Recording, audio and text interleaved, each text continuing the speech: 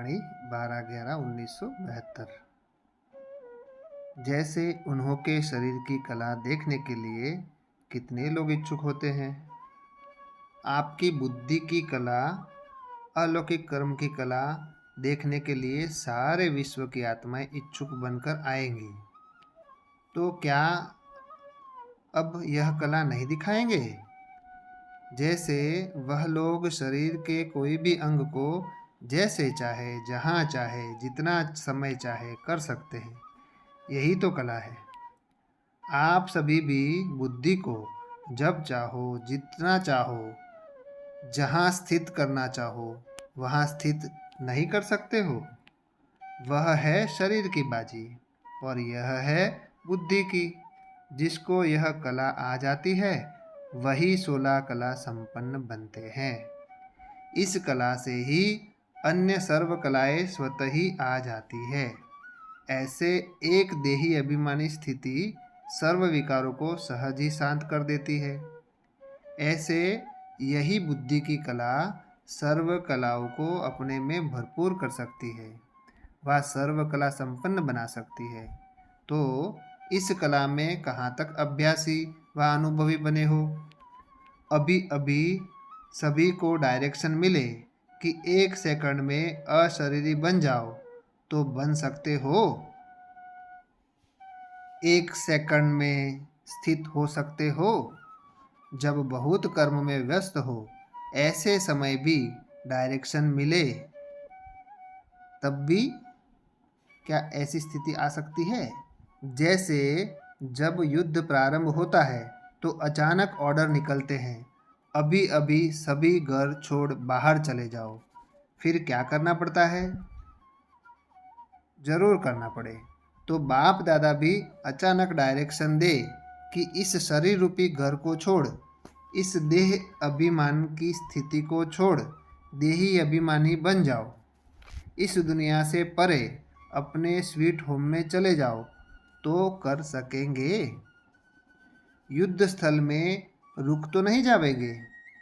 युद्ध करते करते ही समय तो नहीं बिता देंगे कि जावे न जावे, जाना ठीक होगा या नहीं होगा, यह ले जावे व छोड़ जावे, इस सोच में समय गंवा देते हैं।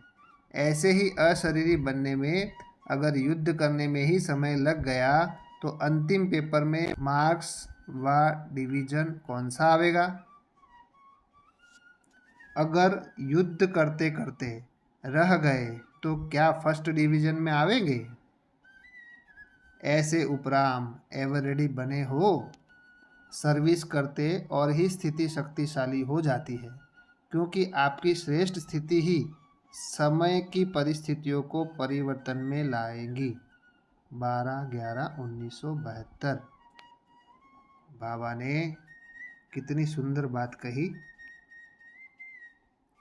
बाबा ने कहा जैसे दुनिया के लोग, जैसे हम सर्कस देखने जाते हैं तो वो लोग शरीर को कैसे मोल्ड करते हैं, जब चाहे जैसे चाहे अपने शरीर को मोल्ड कर देते हैं। तो वो है, बाबा कहते हैं, शरीर की कला। और बेहद के बच्चों की कला है बुद्धि की कला। बुद्धि की कला क्या है? बाबा ने कहा जब चाहो, जिस समय चाहो, जिस स्थिति में चाहो, जितने समय चाहो अपनी मन बुद्धि को एक जगह पे लगा सकते हो। बाबा बोलते हैं ये चेक करो। और ये कला बाबा कहते हैं जिसको आ गई वो 16 कला संपूर्ण बन सकता है। 16 कला संपूर्ण बनने की ये विधि है। बाबा ने कहा जब चाहो, जिस समय चाहो, जैसी परिस्थिति में हो, उसी समय आप 1 सेकंड में क्या अपने परम धाम में जाकर के टिक सकते हो? अगर ऐसा होता है तो आप बहुत पावरफुल आत्मा हो। मतलब आपके मन में बहुत सारे तेज संकल्प चल रहे हैं, बहुत फास्ट गति से संकल्प चल रहे हैं, और उस समय आप सारे संकल्पों को स्टॉप करके 1 सेकंड में अपने परम धाम में अपने प्यारे बाबा को देखने लग गए और सारे संकल्प बंद हो गए और सिर्फ बाबा ही दिख रहा है, परम धाम ही दिख रहा है, तो समझना कि आप पावरफुल हो। अगर नहीं होता है तो पुरुषार्थ करना है, अभ्यास करना है, क्योंकि इस मन बुद्धि के खेल से ही 16 कला संपूर्ण बनेंगे, ये बाबा ने बताया। बाबा ने कहा जिसको यह कला आ जाती है वही 16 कला संपन्न बनते हैं। और यह कला आ गई, मन बुद्धि को एकाग्र करने की कला आ गई, तो बाबा कहते हैं कि सारी कलाएं स्वतः ही आ जाती है। तो ऐसे ही देही अभिमानी स्थिति सर्व विकारों को जैसे सहज शांत कर देती है, वैसे ही यह मन बुद्धि की जो ड्रिल है, ये मन बुद्धि को जो एक जगह टिकाने की जो कला है, वो आपको अपने में भरपूर कर सकती है, ये बाबा ने कहा। फिर आगे बाबा ने कहा कि यही आपको सर्व कला से संपन्न बना सकती है। तो आप इस कला में कहाँ तक के अनुभवी बने हो? हाँ, बाबा पूछ रहे हैं इस कला में कहाँ तक के अनुभवी बने हो? बाबा कहे कि अभी अभी अगर डायरेक्शन मिले कि 1 सेकंड में अशरीरी बन जाओ तो बन सकते हैं। ये बाबा कहते हैं चेक करो।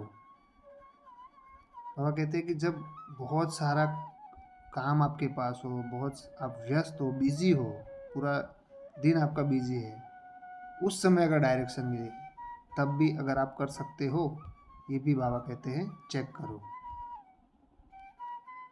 जैसे बाबा ने युद्ध के लिए कहा कि जैसे हद का युद्ध होता है बाहर में, तो जब गवर्नमेंट की तरफ से डायरेक्शन आता है कि अभी अभी घर छोड़ो, अभी अभी बाहर चले जाओ, फिर क्या करना पड़ता है? जाना ही पड़ता है। तो बाप दादा क्या है? बेहद की गवर्नमेंट है।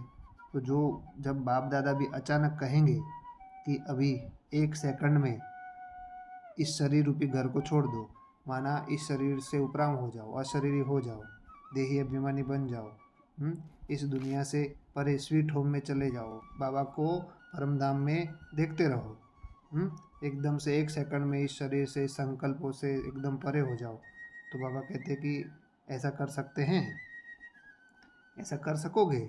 तो फिर बाबा ने को बोला कि युद्ध स्थल में रुक तो नहीं जाओगे? हाँ, जैसे मान लो कि संकल्पों की लड़ाई तो नहीं लड़ते रहोगे? तो बाबा कहते हैं कि युद्ध करते करते ही समय तो नहीं बिता दोगे।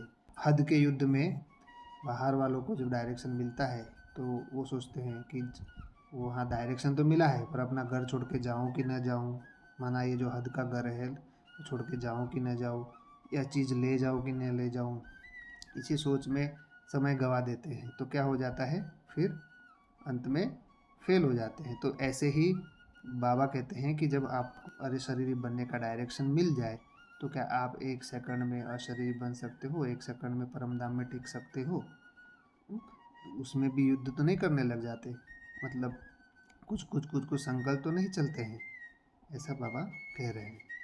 बाबा कहते हैं कि अगर ऐसे ही युद्ध करते रहेंगे तो अंतिम पेपर जो है उसमें कौन से डिवीज़न में जाओगे? बाबा पूछ रहे हैं कि अगर ऐसे युद्ध करेंगे तो कौन से डिवीज़न में जाओ? क्या फर्स्ट डिवीज़न में आप आओगे? ऐसे लड़ते लड़ते मानसिक स्थिति अगर ऐसी संकल्पों से लड़ते रहे तो फर्स्ट डिवीज़न में आओगे? नहीं आओगे। ऐसे उपराम और एवर रेडी बने हो? बाबा पूछ रहे हैं।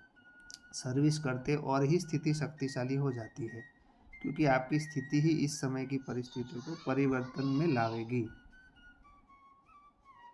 तो हमें ये पूरा दिन ये बार बार अभ्यास करना है कि मैं 1 सेकंड में जब चाहूँ, जिस स्थिति में चाहूँ, जहाँ चाहूँ, जितने समय चाहूँ, मैं आत्मा जहाँ चाहूँ वहाँ मन बुद्धि को लगा सकता हूँ या लगा सकती हूँ, चेक करना है। और ज़्यादातर तो अपने स्वीट होम परमधाम में बाबा को देखते रहना है बस। सारे संकल्पों को बंद किया, 1 सेकंड में उड़ के चले गए और सामने परमधाम और बाबा दिख रहा है, बस देखते रहो बाबा को, देखते रहो बाबा को, देखते रहो। और अंदर ही अंदर बाबा से इतना प्रेम उमड़ता रहे, इतनी खुशी उमड़ती रहे, अंदर से एकदम मन गदगद हो जाए, दिल गदगद हो जाए, आत्मा एकदम रोमांच में आ जाए और अंदर से एक अंदरूनी आवाज़ निकले, मेरा बाबा, प्यारा बाबा, मीठा बाबा, अच्छा बाबा। ओ